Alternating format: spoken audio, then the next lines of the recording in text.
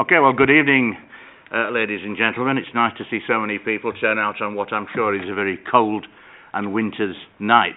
A very warm welcome, not only to yourselves who are in the room, but also to our viewers watching live on the Council's YouTube channel, Hillingdon, London.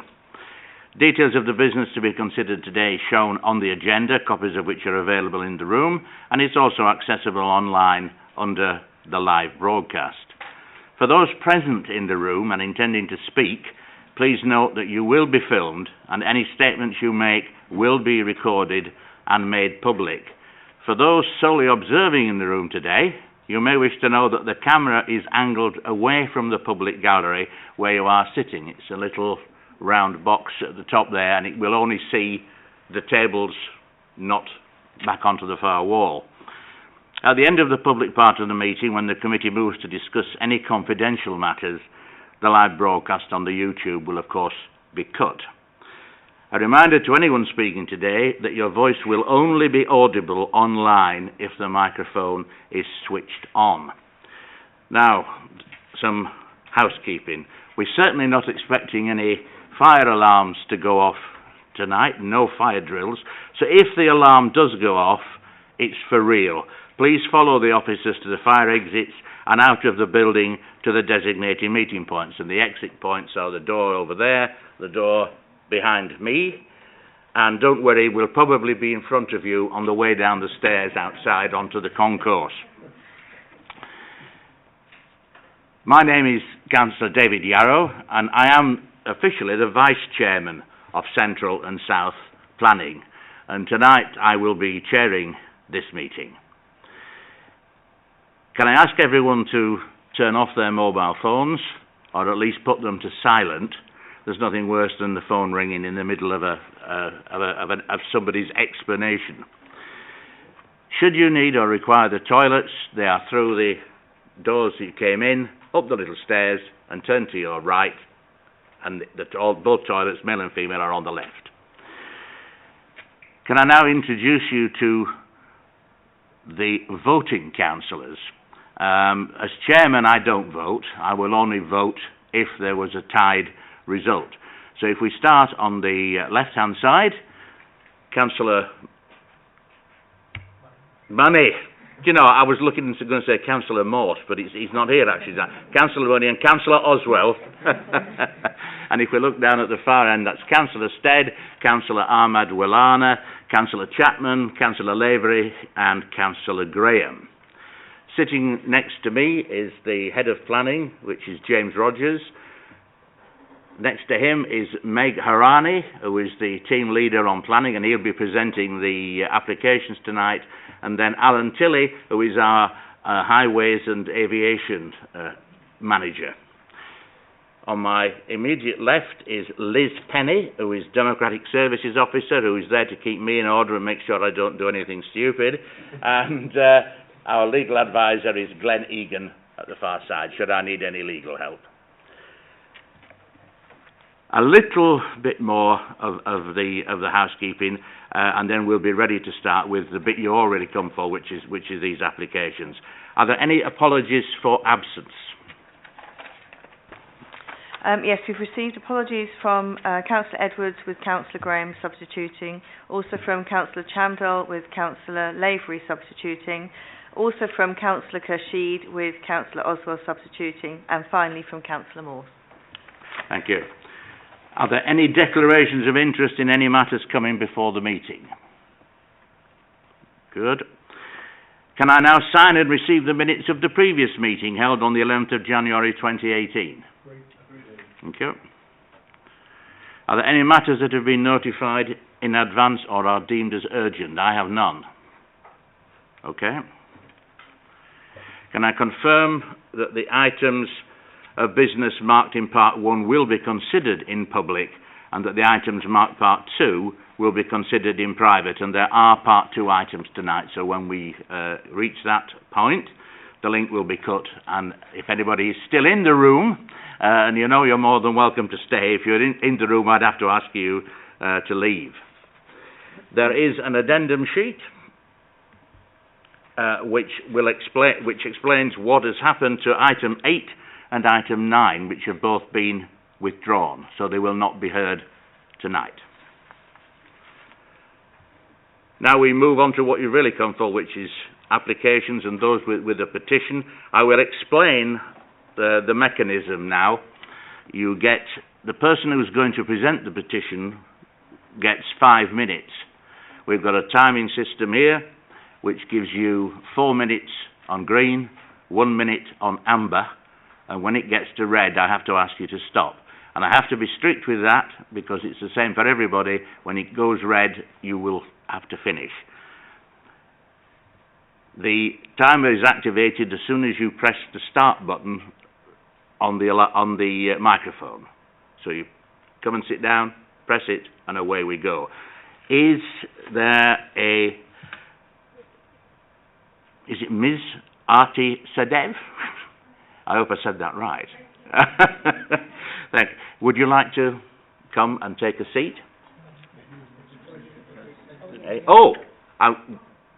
You see, there's always something. We've got to hear what you're going to be talking about first.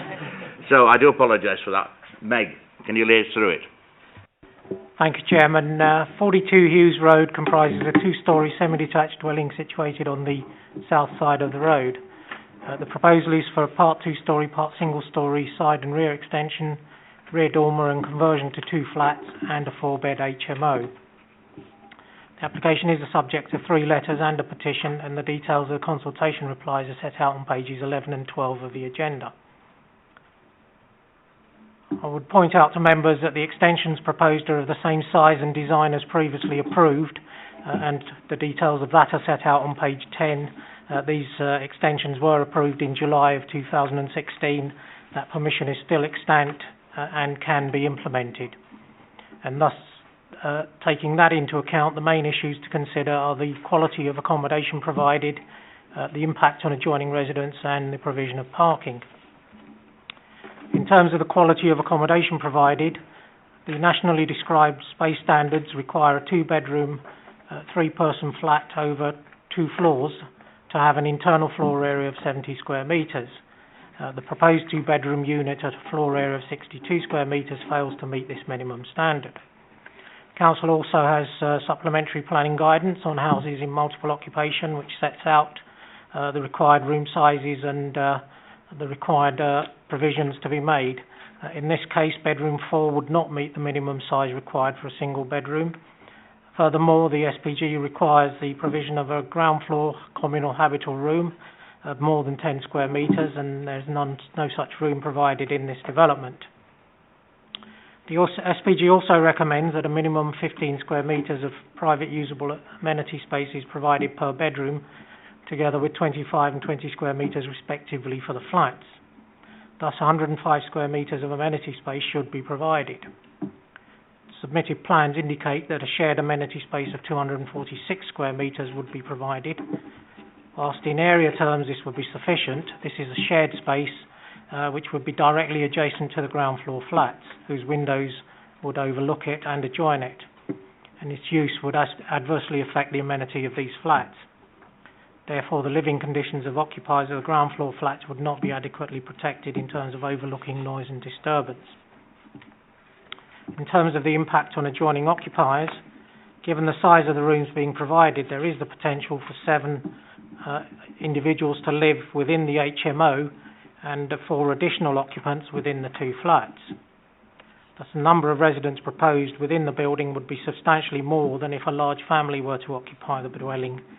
Therefore, the impact on neighbours in terms of movements of residents at all times of the day and night, and consequently noise and disturbance, would be greater than could be reasonably expected if the property were occupied as a single family dwelling. And thus, the proposal is considered to have an unacceptable and undue impact on existing residential amenity. In terms of parking, the Council's adopted parking standards require the provision of 3 spaces for the 2 flats and 2 spaces for the HMO, which equates to a total of 5 spaces. The proposal shows 2 spaces to be provided. The scheme therefore falls well short of the parking provision required. In conclusion, the proposal does not provide an acceptable living environment for its occupants, the impact on adjoining occupiers is unacceptable, and the proposal cannot provide the required car parking. Accordingly, refusal is recommended. I can just go through the plans. And that shows the proposed layout. The blue area that members can see is the proposed extension. And as I said before, that extension has been granted permission in July 2016. And that's it on a larger scale.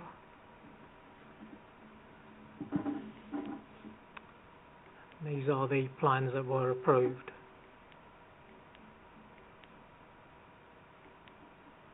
So that's the existing property and the adjoining. And just looking down the road. Thank you, Chairman.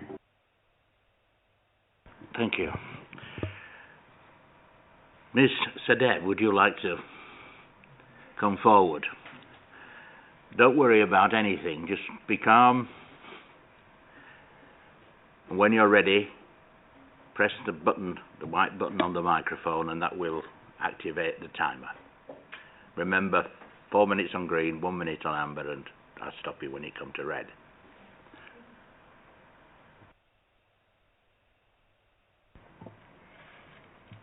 Chairman, councillors, thank you very much for allowing me to speak on behalf of many residents and families, some of which are here today, on Hughes Road who have concerns about this application. I thank you for the very comprehensive office report and reasons for refusal, which reflect several of the concerns raised in our petition, mainly around the over-intensive use of the site, noise and disturbance, inadequate parking provision, as well as the proposed use being incompatible with the area. I will not go further onto these points as they are already very well covered in the report and recommendations. There is one matter, however, that has been omitted both from the report and reasons for refusal, which was raised in comments of objection. This refers to the distance between an existing bedroom window in the side of number 40 Hughes Road, which is the sole source of light to the room. Hillingdon's guidance requires a distance of 15 metres between a window to a habitable room and a blank wall, and a distance of 21 metres between windows to habitable rooms in different properties. In the proposal for number 40 Hughes Road, the proposed two-storey side extension brings the wall of number 42 to approximately 8 metres away from the bedroom window at number 40, which infringes the distance of 15 metres minimum. The situation is worsened in that the proposal for number 42 shows a window to a habitable room at first floor level opposite the existing bedroom window at number 40. This would result in unacceptable distance between the two windows and the potential for noise, disturbance and unneighbourly living conditions for both households. I would therefore appreciate it if the officer's report could be read in conjunction with these comments, and under the external consultee section of the report, the inadequate distance between windows be noted as a further concern. Also, in section 7.08, impact on neighbours, there is no reference to the detrimental impact caused by the two-storey development being brought closer to a habitable room in number 40.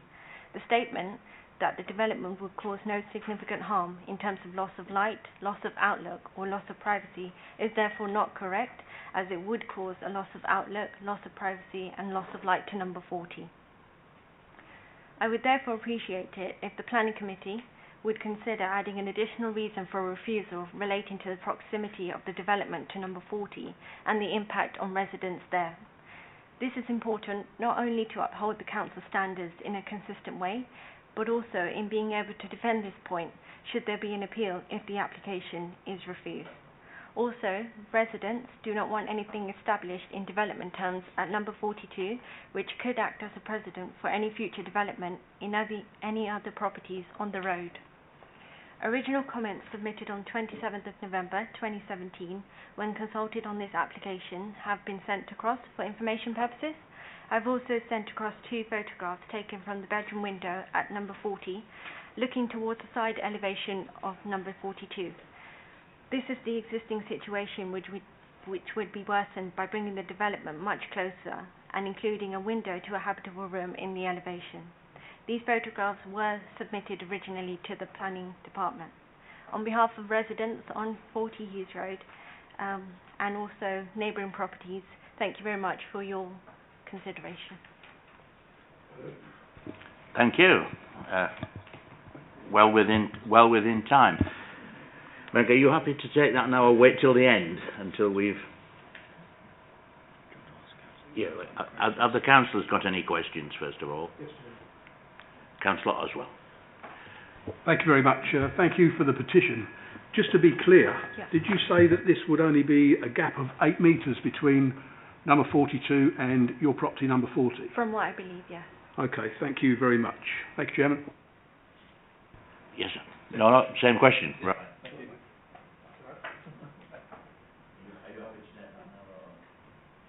Would you like to go back to your seat? Thank you. Thank you. Check if there's an agent first. Yeah. I don't think there is an agent here, but we better be absolutely sure. Is anybody there from the applicant or the applicant's agent? Okay. So just we can let the councillor speak and then Yes, you will do that. Councillor Curling, I think you wish to speak as the ward councillor.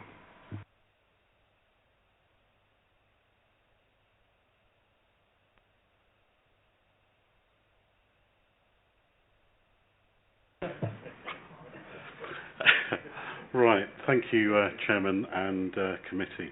I just wish to back up the petition and what the lead petitioner has just said about this wall, this extension being just 8 metres away from the bedroom window, and the prospect of having another habitable room with a window so close together. I mean, each application has to be treated on its own merits, and I believe there is an application that was approved for a similar sort of construction. I don't know if the dimensions were similar, but if we've made a mistake once, let's not make the same mistake twice. So I would urge the committee to add another reason to refusal to this rather good report. Thank you, Chairman. Thank you, Councillor. Megharani, can you comment on all those points? Thank you, Chairman.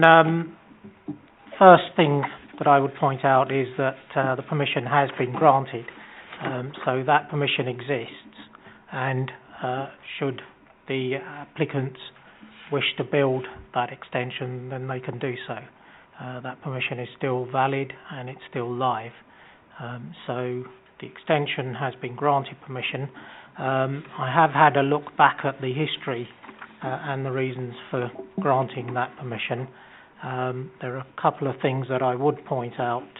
The first one is that we did look at the plans for the adjoining property, and in those plans that were granted permission in 2012, that room at the side was shown as a study.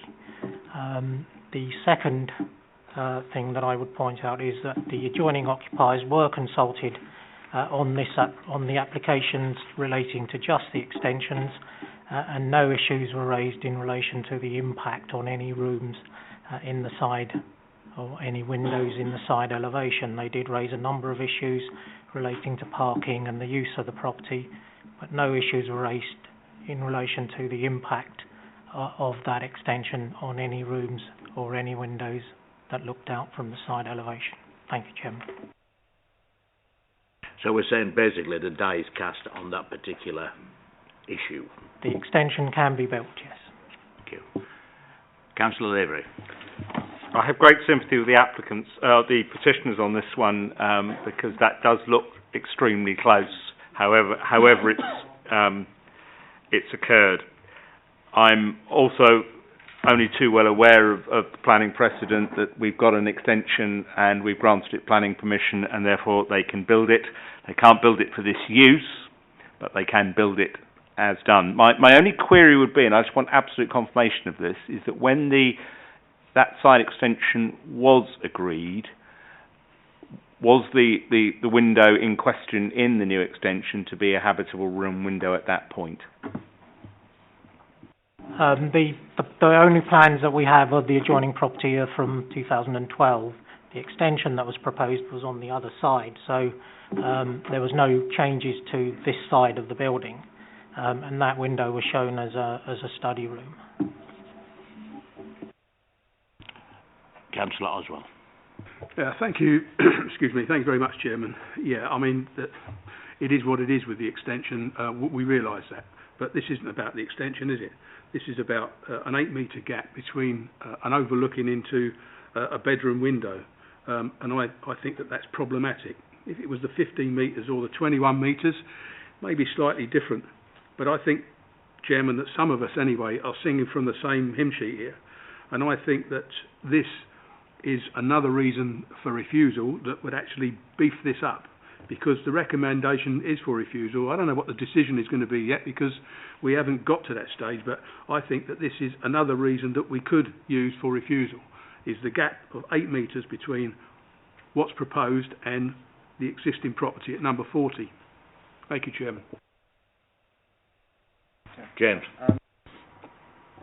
Well, I'm not going to repeat all the points that Meg Harani said, but what I would say is that there's 5 sound refusal reasons that, should the applicant appeal, I consider we can defend with the planning inspection, and I'd be quite concerned if, for the sake of adding a 6th reason, we then cause problems with our whole position as a local planning authority, with an inspector having concerns about whether we're adding appropriate or valid refusal reasons. One point Meg didn't say is that study room is a very small room. So if I can just talk members in slightly more detail through the floor layout that was approved to number 40. It's got 2 bedrooms that have windows facing out towards Hughes Road, 2 bedrooms facing out towards the rear, and then there's a small room marked study that is definitely smaller than 8 square metres, so it is a study room. It's not a large bedroom being badged as falsely badged as a study room. It really is a box room, and it's that side window that I understand is the matter of concern.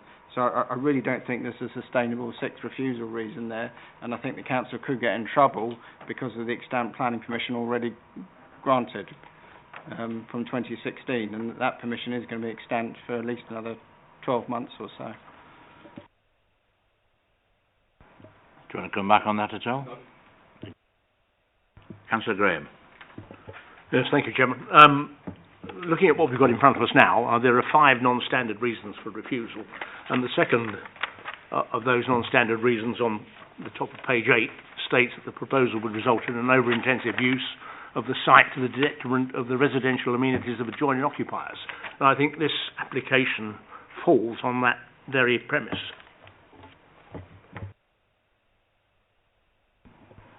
Councillor Lavery. I'm going to reluctantly, I would dearly like to add another refusal reason to this, but I hear the guidance of the head of planning that with a planning permission for exactly the same already agreed, we're in a very difficult place. So I'll accept that, because I think we would struggle with it.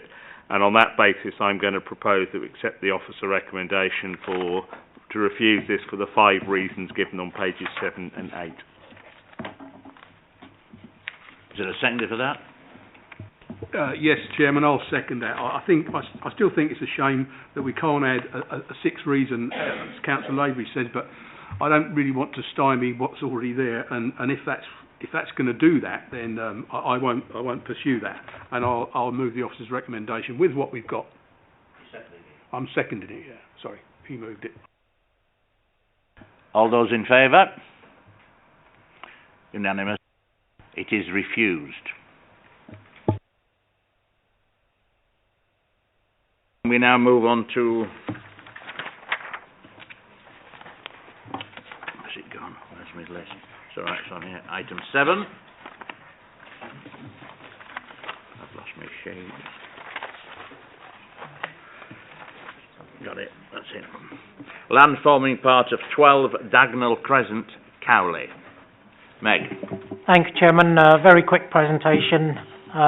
Members will recall this site coming to committee in August of last year, where the application was refused, and the reasons for refusal are set out on page 21 of the agenda.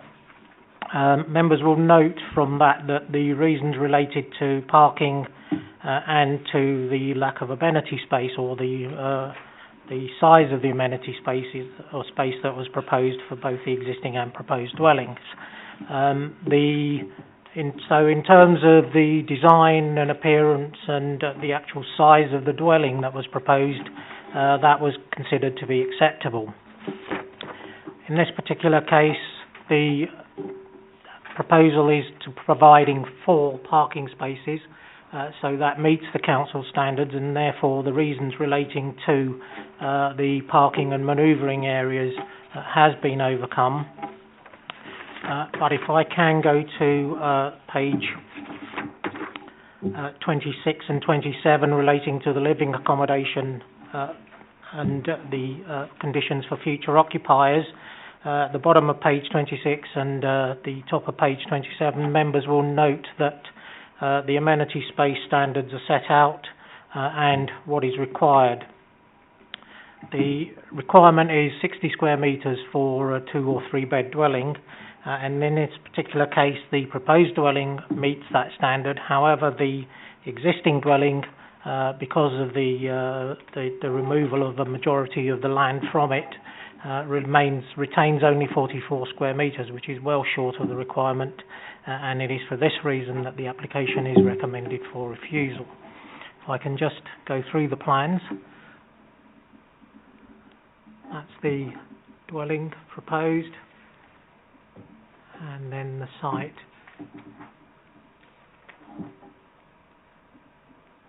If I can just go back to the Ordnance Survey map, members will note that a dwelling was granted on appeal to number 9, and this dwelling has been constructed. It's very similar to the one that's proposed. However, as explained on page 27, the amenity space standards that were applied at the time that dwelling was granted permission are not the amenity space standards that are in consideration now, and therefore the inspectorate had no chance and no consideration for our current standards, and therefore we think that this reason can still apply. Thank you, Chairman.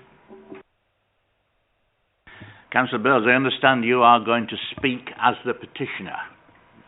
Would you like to start the process? You will get the usual 5 minutes for petitioners.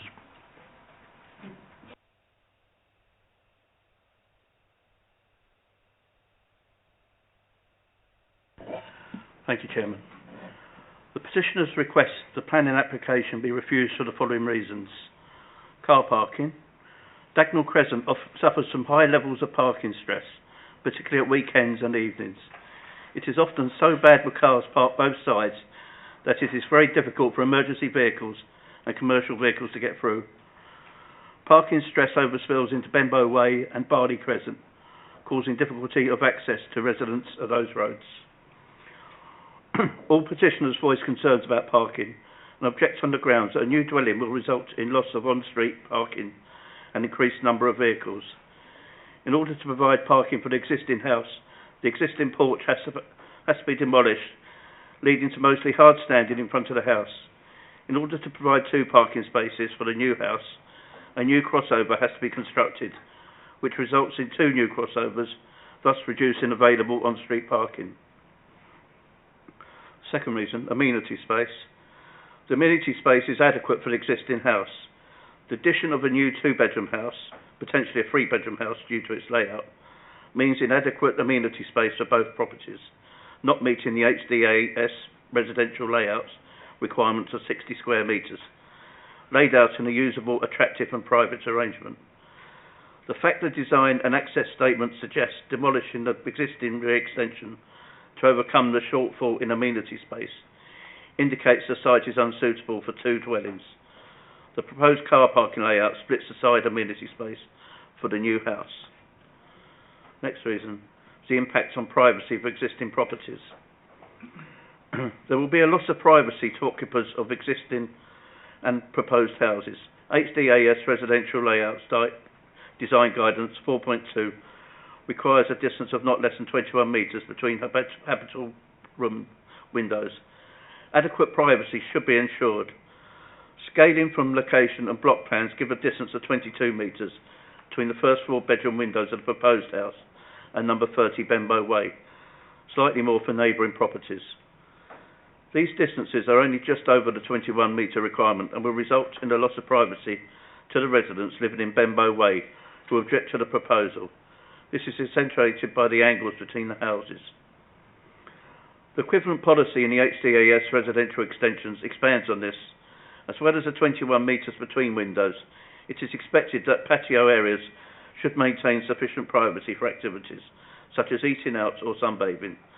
Distances from the first floor bedroom windows of the proposed house to patios and ground floor conservatories of properties in Benbow Way reduced to below 21 metres, being only 18 metres for number 30. All this would lead to significant loss of privacy for occupiers of these properties and the new dwelling. It is also relevant that any attempt to screen privacy by trees / landscaping will not work. No landscaping is shown to be retained in the rear gardens of existing and proposed houses. Although not a planning matter, the presence of a Thames Water main sewer which runs directly under the site of the proposed house means that the sewer will need Thames Water consent to relocate. This will necessitate the removal of all trees on the site.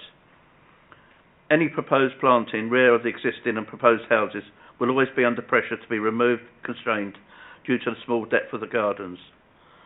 And the final point is the impact on street scene. Emphasis is placed on the 2006 appeal decision for number 9A Dagnall Crescent.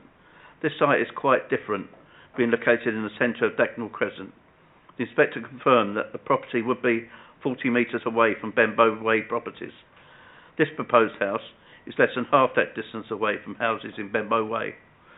Although it could be argued the new house may appear to match in terms of the street scene, viewed from the side and the rear, this is not the case.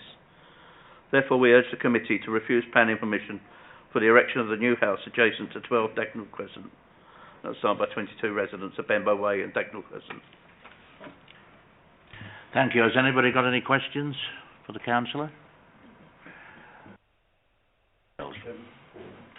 Is Mr. Clive Baldwin present, would like to come forward for the applicant? For the agent, in fact, you are. Okay. Good evening, everybody. This application, as you're aware, follows the reviews of an earlier planning permission, an application for planning permission for a similar proposal in August last year. There were two reasons for refusal which this application seeks to resolve. The principal, design and impact on the neighbouring properties having already been assessed and considered acceptable. Firstly, the insufficient car parking was provided for the existing dwelling, which has been addressed by removing the existing porch, front porch rather, to enable 2 car parking spaces to be provided side by side, together with a 900mm wide footpath. Secondly, the insufficient amenity space was provided for both the existing and proposed dwellings. This has been addressed by arranging the 2 car parking spaces for the proposed dwelling side by side, enabling the required 60 metres of amenity space to be provided.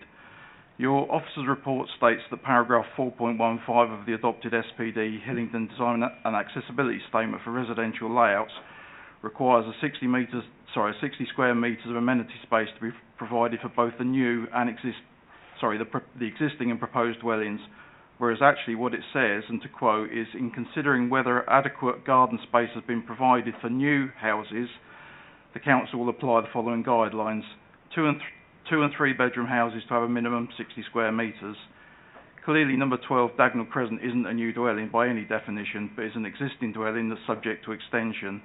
If you were to apply the guidance given in the adopted SPD Hillingdon Design and Accessibility Statement for Residential Extensions, which I would consider more appropriate, paragraph 4.9 requires, and again to quote, sufficient garden space should be retained as a consequence of an extension. 2 bedroom houses should retain at least 40 square metres of private usable rear garden space. Your officer's report recommends refusal of planning permission solely on the basis that insufficient amenity space will be provided for the existing dwelling. In addition to questioning whether or not the appropriate size of rear garden is being called for, I wonder if such a reason for refusal is actually sustainable, as without needing planning permission, the applicant could demolish the existing single-storey rear extension, returning the dwelling to its original size and retaining 60 square metres of rear garden, with the expectation that proposals before you would then be considered acceptable. An application for planning permission could then be made to construct a replacement single-storey rear extension, retaining 40 square metres of rear garden in compliance with the adopted SPD, Hillingdon Design and Accessibility Statement for Residential Extensions. Paragraph 7.9 of your officer's report has been carried over from that prepared for the previous application and fails to recognise that bedroom 1 has now been reduced in size with the introduction of a dressing room, avoiding the need to include a condition to ensure that no internal room partitions are erected in the future in the event of this application being approved. It's my hope that members would see beyond what I feel is, at least in part, a flawed and misleading report and approve what I believe to be a fully compliant proposal. Thank you. Are there any questions for the agent? Thank you, sir.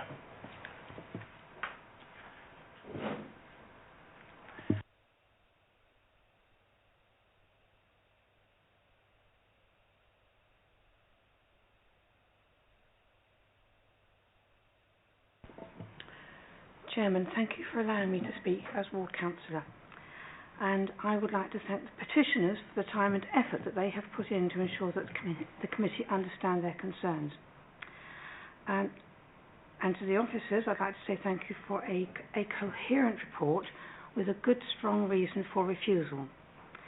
I was especially pleased with the in-depth analysis of living conditions for future residents and the adherence to amenity space requirements, and with the recognition that development should encompass opportunities to improve the character and quality of an area and the way it functions. And I think this is the key point when looking at this particular application. We should be improving areas, not simply squeezing in more places for people to live. I'm not convinced that creating an area in the front of the house devoted solely to parking achieves that, nor does the removal of trees in the amenity space. I would urge committee to think about those two things when they are considering their decision. Thank you. Thank you, councillor. Has anybody got any questions? Okay, open for debate. Yeah. But before that, let's have a word with Jebs about some very interesting points that were raised by the agent. So the agent's gone into some detailing concerning our HDAS guidance. There's an interesting paragraph at the start of the guidance which explains how to interpret the whole of the HDAS guidance, and I'll sort of read out part of this to members. So this is from the HDAS residential layouts, which relates to new housing, so it is the more pertinent one. So I think that document's more pertinent than one to do with extensions, because the layouts has to do with new dwellings, and clearly this is a new dwelling application. It says that any dimensional standards contained in this guidance should be interpreted in relation to the context and specificity of each proposal. The strict application alone of any standards will not guarantee planning permission, and it also says that the guidance should achieve the highest design quality. So in terms of applying the guidance, at one point the agent says it is correct, it does say the word new dwelling houses. However, what I can say is officers have always interpreted the HDAS guidance in terms of what should standard. It is a logical approach to consider what amenity space is left to the existing house, and when deciding what numerical standard to apply, when there's a table in the HDAS guidance that says a two-bedroom house should have 60 square metres for a new dwelling, I think it would be very straightforward for us to argue at appeal that the logical standard for an existing dwelling would also be 60 square metres. And in the round, what we're trying to do here is to decide whether this proposal results in an appropriate design quality scheme. So what officers are saying is that we're leaving only 44 square metres is not achieving the desired design quality in terms of the existing and proposed house. So I understand the extent to what the agent is saying, but looking at in the round, officers have concern at a proposal that leaves only 44 square metres to a two-bed family house. And I stress the agent is right, and members are right, do need to consider the fact that guidance specifically says the words new dwelling, but it is guidance, and we always take it in context. And as I say, officers have on many occasions, and I'm sure it's been considered by appeal inspectors, when existing guidance has been reduced, applied exactly the same numerical standards. I'm not sure I can say. I don't know if you've got any comments, Meg, to add. I think that is the way that officers have interpreted it. They have required the standard for new dwellings, and if it involves taking part of the site of an existing dwelling, then that standard is applied to existing dwellings as well. Councillor Oswell. Thank you very much, Chairman. Yeah, that's what the report says, so I think it's quite clear. I mean, I only picked this up this morning as a substitute, but I've gone through the refusal reports first because they're refusals. I think that this report is quite solid, Chairman, and I think it's quite a good report, and because of that, I'll move the officer's recommendations. I'll second that. All in favour? Unanimous, thank you. That is rejected.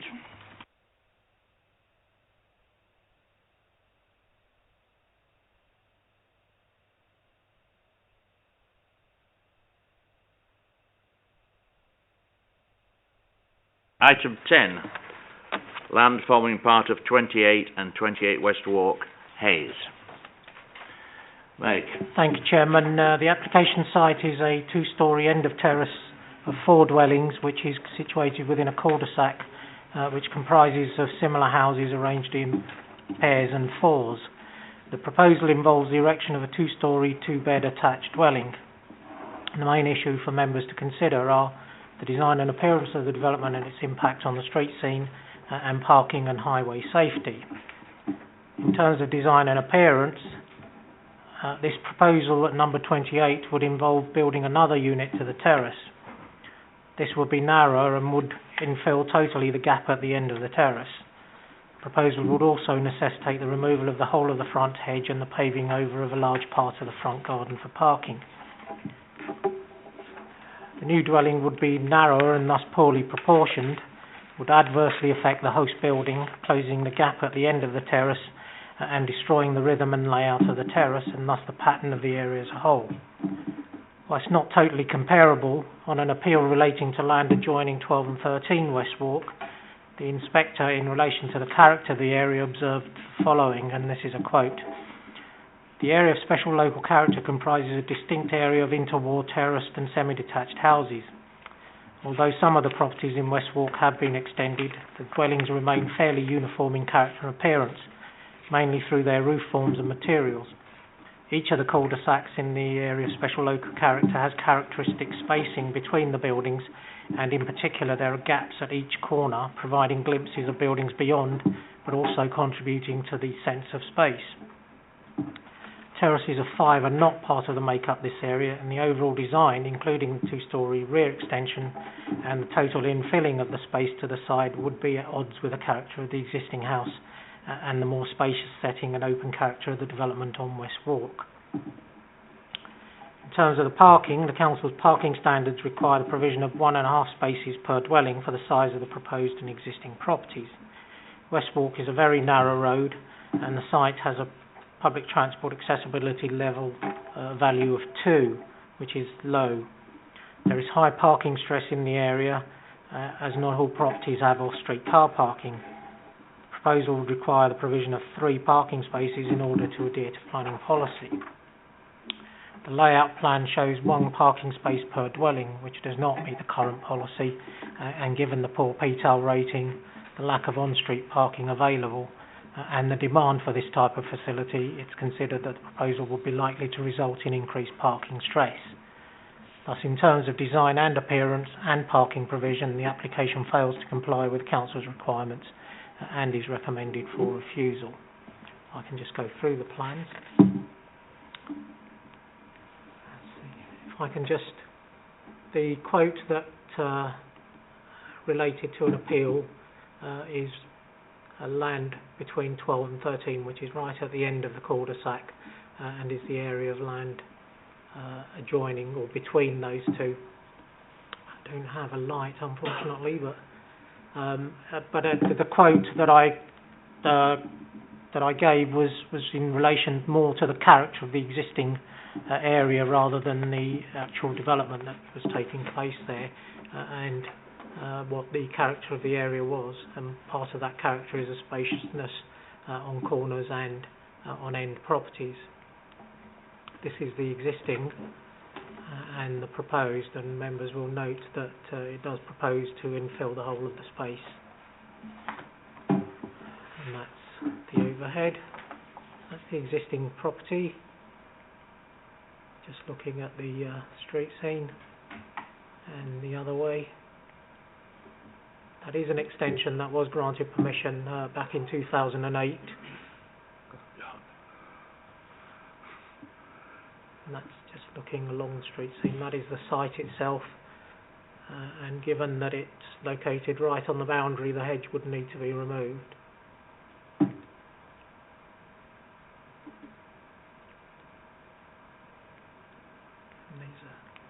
And that's it. Thank you, Chairman.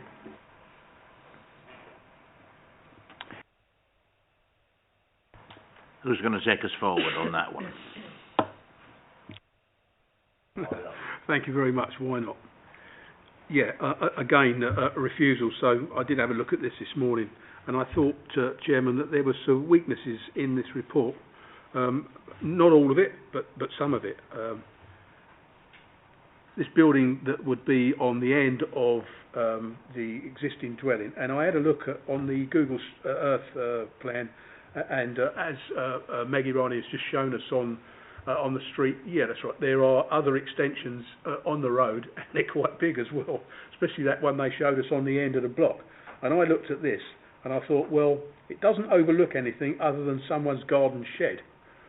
The cat slide roof is retained with the design of the two-storey, two-bed attached dwelling, so that's in character with what's already there. Keeps going off. Also, the parking space, yes, admittedly, the hedge will have to be removed and hard standing will have to be put on the garden, but that would be in keeping probably with what's on the rest of Westwall. I know these roads quite well. I lived in Hayes for 40 years. I've got some friends on that estate, so I'm quite au fait with the roads around there. And yes, you're right, they are narrow and parking is difficult. That's why people have sacrificed their front gardens, put hard standing down so they can park their vehicles on them, get them off the road. So in the report it says that it would be difficult for removing vehicles from the property, turning around, and it would cause all sorts of problems. I don't think that would be the case, because if that was the case for this application, wouldn't that be the case for all the other properties along there that have got hard standing and that park two or three cars on there? So I don't know that stands up, quite frankly. I'll leave it there for now, Chairman. Thank you very much.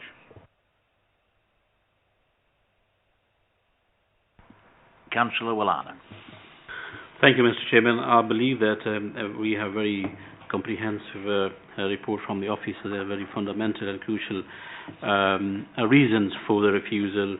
I mean, parking arrangements on off streets, and it does not harmonise with the special character of the area. I think according to the report, I will not hesitate to go with the officer recommendations to refuse the application.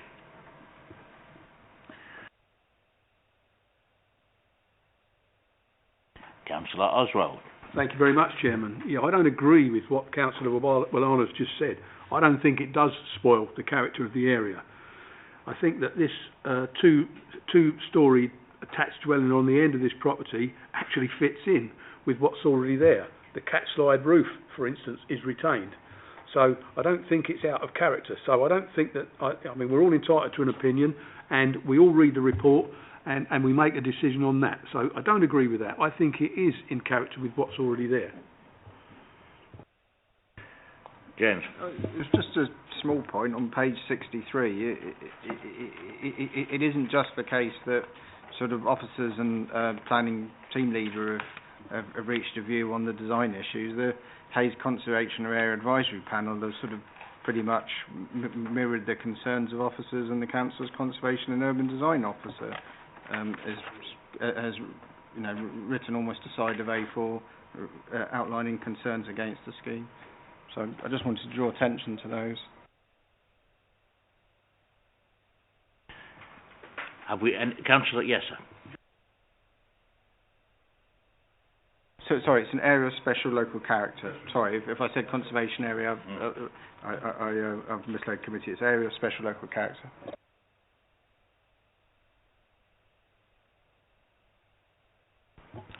Councillor Graham.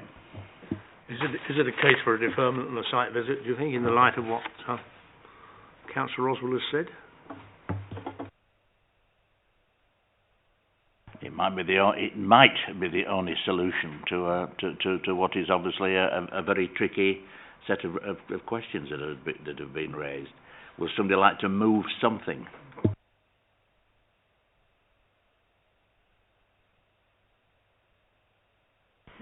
In that case, I'll move that we have a deferment on the site visit, Chairman.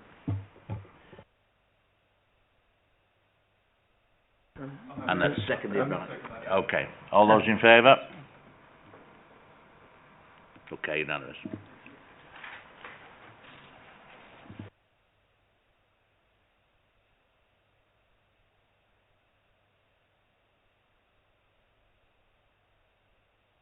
Item 11. Unit 102 at the Chimes Shopping Centre.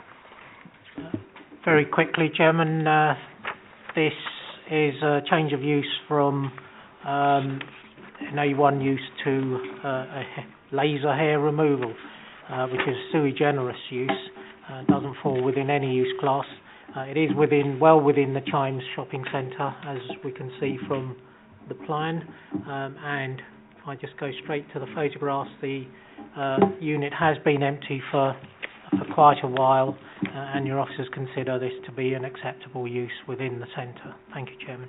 Councillor Lavery.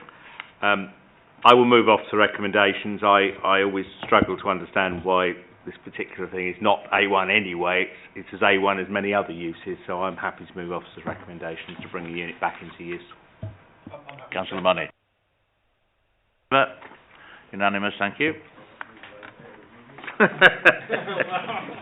I was going to make no commentary. And item 12, 254 Yedding Lane. Thanks, Chairman. This is a property in a parade. It's currently in use as a sort of mixed-use retail and car repairs. And the proposed use comprises an alternative therapy centre and beauty salon, which is again another mixed use.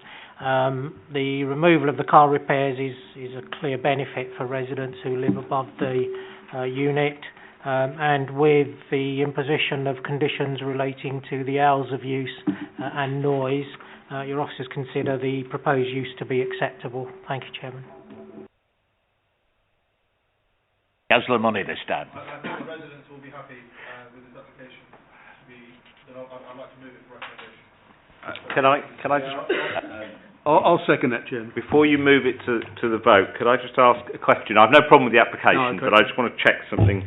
The access officer made some comments about accessibility and referred to a condition. The officer report it doesn't say we're not putting it in, yet it doesn't appear in the conditions list. So I just want to query, make sure if there's a reason for that, I'm happy. But if we've just missed it, it would obviously be appropriate.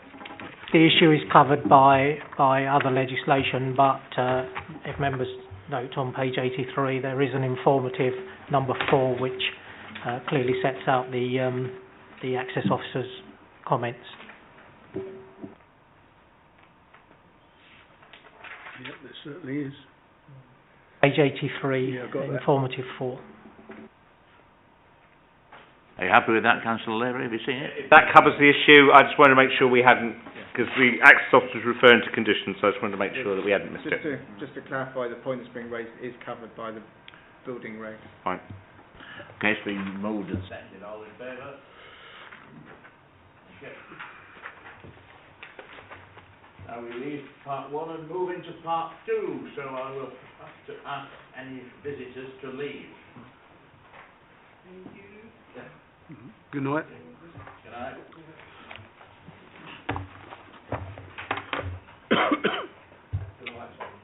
Oh, thank you very